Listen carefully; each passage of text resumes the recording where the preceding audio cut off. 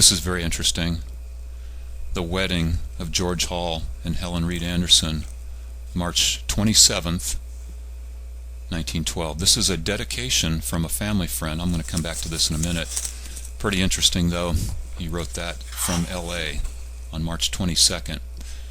The illustrations and the captions all come from one of the first female cartoonists of the 19th and 20th century.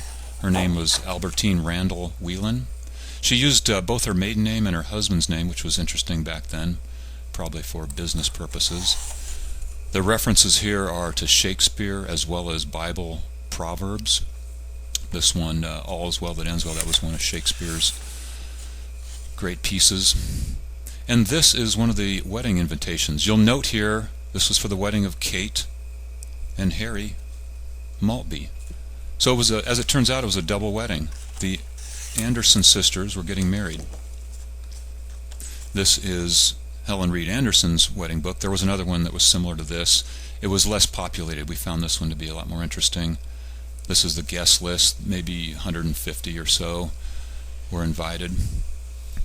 Coming back to the dedication that was written by Lou C. Reed, and the dedication read, Helen Reed Anderson, with best wishes for the future of the dear girl I've known all her life, and the namesake of my own dear Helen, ever lovingly Lou C. Reed, from L.A. So she was obviously named after Helen Reed, Lou's wife.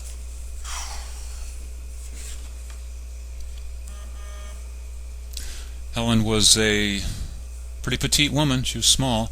What's interesting here is the gown is not over the top. Pretty simple. It drapes pretty vertically. And here are some remnants of the fabric. Some of it stained. The white parts are still in pretty good condition, holding together a lot of intricate things going on there.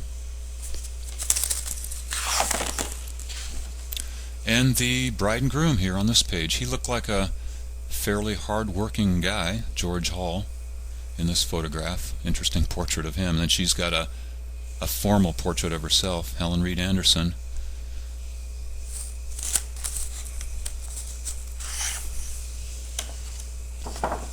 This is the handwritten certification in the book. The pastor's name is on here. I'm not sure if it's his original autograph on there, but he was in charge that day. So there's a couple messages here, one by Western Union Telegraph for the wedding party, another one handwritten. So those days there were no instant messaging capabilities. You had to just deliver it as you could. So this is pretty interesting. 103-year-old roses here from the wedding flower set. This was the honeymoon capture.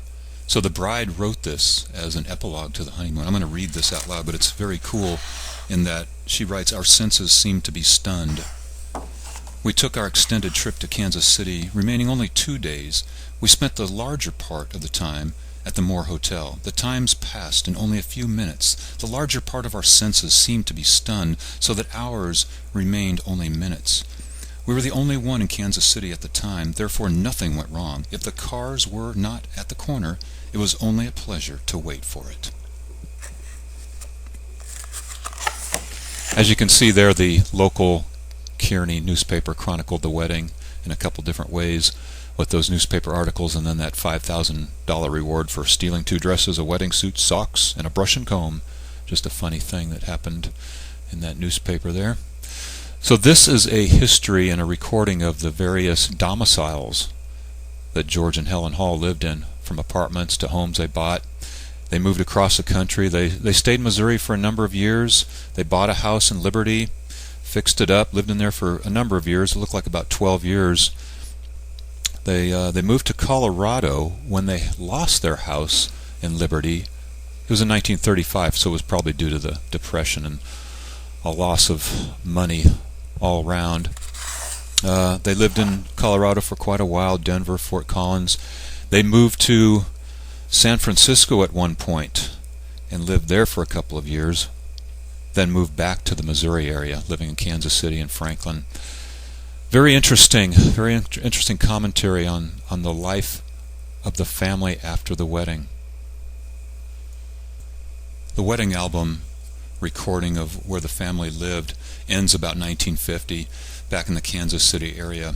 I imagine that was near the end of their history and their final resting place.